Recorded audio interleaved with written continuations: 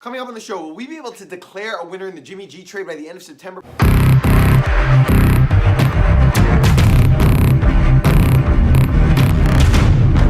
Alright, so John Tomasi had a column on WEEI.com the other day basically outlining how in essence we'll be able to tell by the end of September who won the Jimmy Garoppolo trade. He basically outlined that Garoppolo and the 49ers start with 4 very difficult games. At the Vikings, at home to Detroit, at the Chiefs, at the Chargers. All good teams, some good defenses there. That first month of the season for Jimmy G will tell us a lot. Not only does he win the games, but what's his TD to interception ratio? He was 5-0 with the Niners last year, but the TD to interception ratio was 7 touchdowns to 5 picks. Not really good. So after the opening month for the 49ers this season, yes, we'll be able to say a lot more about Jimmy Garoppolo, but that won't define the trade. We won't be able to define the trade and declare a true winner until after both men's careers finish. Obviously, the biggest thing Tom Brady and the Patriots could do towards winning the trade would be to win another Super Bowl. Now, if Jimmy Garoppolo becomes Tom Brady, then we'd have to have another discussion later. I think even if, say, Garoppolo becomes Aaron Rodgers but only wins 1 title, the Patriots win the trade despite the skill of Jimmy G. The whole key to this for the Patriots is winning another with Tom Brady as the quarterback. Also on Wednesday, Grant Hughes of Bleacher Report listed Jayson Tatum as the most overhyped player in the NBA. I disagree. In defense of Grant Hughes, his primary point was that the comparisons to Kobe Bryant at this stage of Tatum's career are a bit overstated. Fine, even though Kobe has made those comparisons.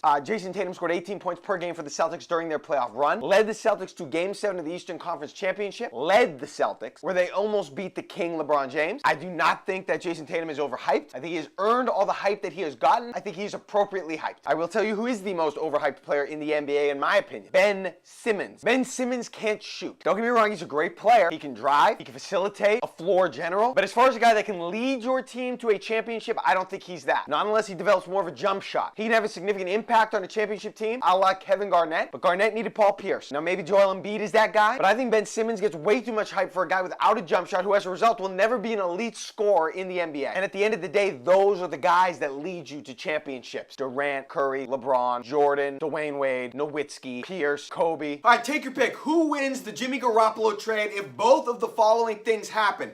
Tom Brady wins 2 more Super Bowls.